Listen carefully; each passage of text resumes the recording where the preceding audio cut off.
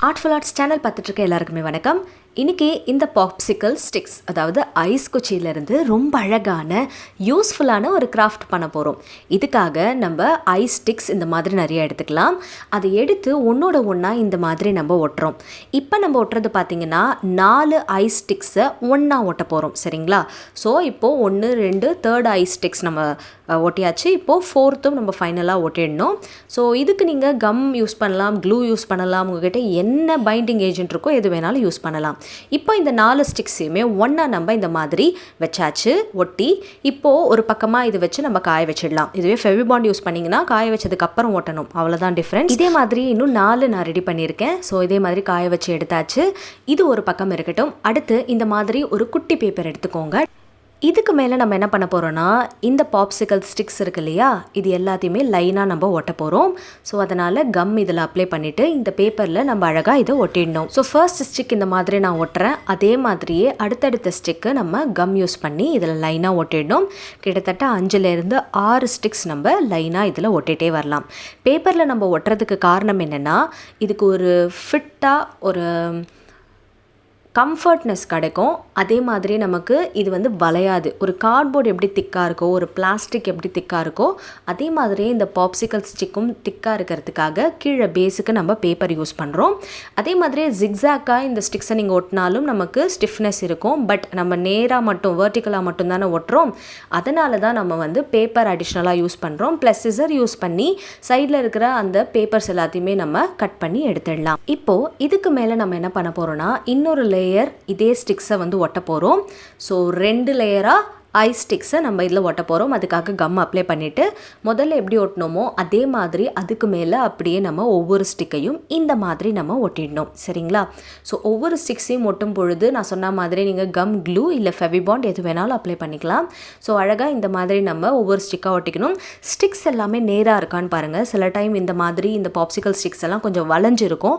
வளைஞ்சிருக்கிறது இல்லாமல் ஸ்ட்ரைட் லைனாக இருக்கிறதா பார்த்து எடுத்துட்டிங்கன்னா நல்லா ஸ்டிக் ஆகிடும். இப்போ பார்த்தீங்கன்னா பாருங்கள், 2 லேயர் நம்ம ரொம்ப இதில் ஸ்டிக் பண்ணி எடுத்துட்டோம். ஸோ இது கொஞ்சம் நேரம் காயட்டும். கிட்டத்தட்ட ஒரு 15 மினிட்ஸ் காஞ்சதுன்னா கரெக்டாக இருக்கும். இதே மாதிரி நான் பார்த்தீங்கன்னா இன்னொன்று பண்ணி வச்சுட்டேன். சரிங்களா? ஸோ டைம் வேஸ்ட் ஆகக்கூடாது இல்லையா? அதனால் 2 தான் நமக்கு தேவை. அந்த 2ஐயும் ப்ரிப்பேர் பண்ணி எடுத்து வச்சாச்சு. இப்போ அடுத்து இந்த 4 நம்ம பாப்சிக்கல் ஸ்டிக் வச்சுருந்தோம் இல்லையா, அதோட டாப்பில் இந்த மாதிரி ஃபெவிபாண்ட் நம்ம அப்ளை பண்ணோம். ஸோ இன்னொரு போர்ஷன்லேயும் அதே மாதிரியே டாப்பில் நம்ம ஃபெவிபாண்ட் இப்படி அப்ளை பண்ணணும். 2த்தையுமே ஒரு 7 மினிட்ஸ் நம்ம காய வச்சுட்டு எப்பொழுதும் போல் ஸ்டிக் பண்ண போகிறோம். ஸோ இது 2த்தையுமே இப்போது அழகாக நம்ம ஏ மாதிரி ஸ்டிக் பண்ணுறோம். அதாவது ஆல்ஃபபெட், இங்கிலீஷ் ஆல்ஃபபெட் ஏ இருக்கு இல்லையா, அந்த ஏ ஷேப்புக்கு நம்ம இதை ஸ்டிக் பண்ண போகிறோம். ஸ்டிக் பண்ணிட்டோன்னா இந்த மாதிரி நமக்கு கிடைக்கும். இதே மாதிரி இன்னொன்று நான் ஸ்டிக் பண்ணி எடுத்துட்டேன். ஏன்னா நம்ம டோட்டலாக 4 ரெடி பண்ணோம் இல்லையா.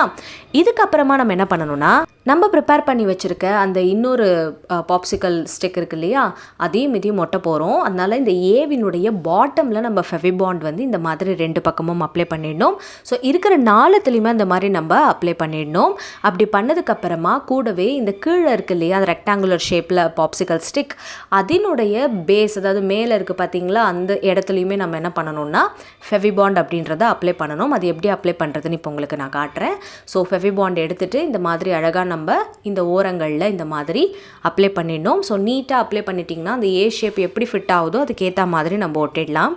அதுக்கப்புறமா பேலன்ஸ் இருக்கிற ஃபெவிபாண்டை நம்ம ரிமூவ் பண்ணிடலாம். சரிங்களா?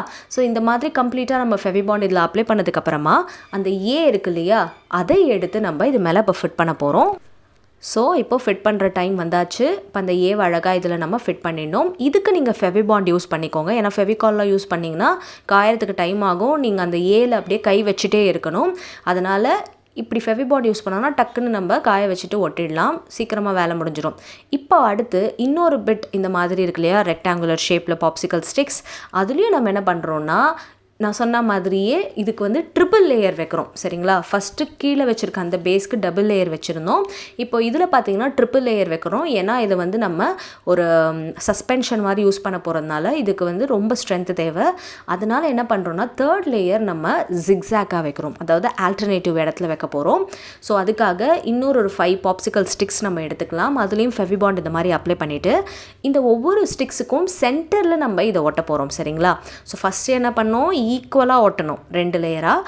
தேர்ட் லேயர் மட்டும் என்ன பண்ணுறோன்னா நடுவில் ஒட்டுறோம். ஏன்னா ஒவ்வொரு ஸ்டிக்ஸுக்கு கேப்பில் இருக்கு இல்லையா, அந்த இடத்துல நம்ம மடித்தோன்னா ஈஸியாக அந்த பாப்சிக்கல் ஸ்டிக் அப்படின்றது மடிஞ்சிடும். அந்த ஒரு காரணத்துக்காக தான் நம்ம இந்த மாதிரி இதோட நடுவில் இந்த மாதிரி நம்ம பாப்சிக்கல் ஸ்டிக்கை ஸ்டிக் பண்ணிடுறோம். இப்போ 3 லேயர்ஸ் உங்களுக்கு கிளியராக தெரியும்.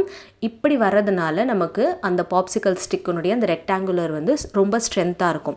இப்போது இதனுடைய சைடில் நம்ம என்ன பண்ணுறோன்னா ஃபெவிபாண்ட் அப்படின்றத அப்ளை பண்ணிடுறோம்.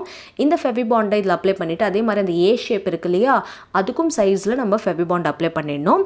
இது ரெண்டுத்தையுமே எப்பொழுதும் போல் ஒரு 7 மினிட்ஸ் காய வச்சதுக்கு அப்புறமா நம்ம என்ன பண்ணோன்னா அப்படியே வந்து இந்த சைடில் அந்த ஃபெவிபாண்ட் இருக்கிற தடயம் தெரியுதா உங்களுக்கு, அந்த இடத்துல அப்படியே வச்சு இதையும் நம்ம ஸ்டிக் பண்ணிடணும். ஸ்டிக் பண்ணோன்னா கொஞ்சம் இது அகலமாகிற மாதிரி ஆகும். ஏன்னா கீழே அந்த ஏ வந்து கரெக்டான இந்த ஷேப்பில் இருக்கு இல்லையா, ஸோ ஒரு பெஞ்ச் மாதிரி நமக்கு இது கிடைக்கும். ஸோ இப்போ இதுக்கு அந்த 2 சைடு ஏ ஷேப் இருக்குல்ல, அதுக்கு மட்டும் நம்ம என்ன பண்ணிடுறோன்னா ரெட் கலர் இல்லை டார்க்காக இருக்கிற எந்த கலர் வேணாலும் நீங்கள் யூஸ் பண்ணலாம். ஆல்ரெடி இது வுட் அப்படின்றதுனால நீங்கள் கலர் பண்ணணும் அவசியம் இல்லை. பட் அடிஷ்னல் டெக்கரேஷன் ப்ளஸ் பார்க்குறதுக்கு ஒரு ப்ளசண்ட்டாக இருக்கணும் அப்படின்றதுக்காக நம்ம என்ன பண்ணுறோன்னா இதுக்கு அழகாக ரெட் கலர் அப்படின்றத இப்போ நம்ம அடிச்சிடுறோம். ஸோ கம்ப்ளீட்டாக இதுக்கு ஃபுல்லாக வந்து எல்லா பக்கமும் அந்த ஏ ஷேப்பை ஃபுல்லாக கவர் பண்ணி நம்ம ரெட் அடித்து எடுத்துட்டோன்னா பார்க்குறதுக்கு ரொம்ப யூனிக் அண்ட் அட்ராக்டிவாக இருக்கும். ஸோ ரெட் கலர் இப்போ நம்ம அடிச்சிட்ருக்கோம் இல்லையா, அடுத்து இது காஞ்சதுக்கு அப்புறமா இதுக்கு மேலே ஒரு சின்ன டீட்டெயிலிங் நம்ம கொடுக்க போகிறோம்.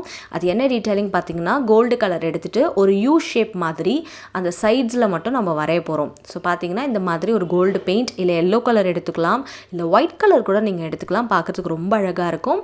அதில் இந்த மாதிரி நம்ம யூ ஷேப்பை இப்படி எடுத்து அழகாக இந்த மாதிரியே வரைஞ்சிட்டு வரணும்.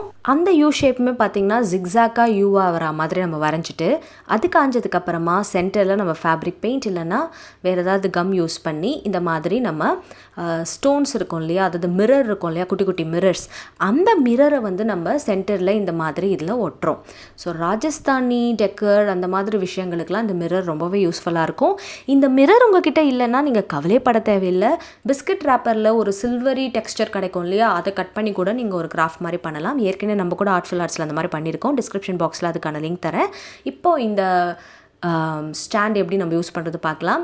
இது ஒரு மொபைல் ஸ்டாண்டாக நீங்கள் அழகாக யூஸ் பண்ணலாம். ஸோ ஏதாவது படம் பார்க்குறீங்க படுத்துகிட்டே, இல்லை ஆன்லைன் கிளாஸஸ் ஏதாவது அட்டன் பண்ணுறீங்கன்னா அதுக்கு யூஸ் பண்ணிக்கலாம். இல்லைன்னா உங்களுடைய நெயில் பாலிஷஸ் இருக்கும் இல்லையா, அந்த மாதிரி குட்டி குட்டி ஆப்ஜெக்ட்ஸ், உங்களுடைய எரேசர், உங்களுடைய ஷார்ப்னர், அந்த மாதிரி என்னென்ன குட்டி குட்டி ஆர்கனைசர் இருக்கோ அதெல்லாம் டேபிள் அழகாக ஆர்கனைஸ் பண்ணி வைக்கணும்னா இந்த மாதிரி நீங்கள் யூஸ் பண்ணிக்கலாம். ஈவன் நீங்கள் கிராஃப்ட் ஆர்கனைசராக கூட இதை அழகாக யூஸ் பண்ணிக்கலாம்.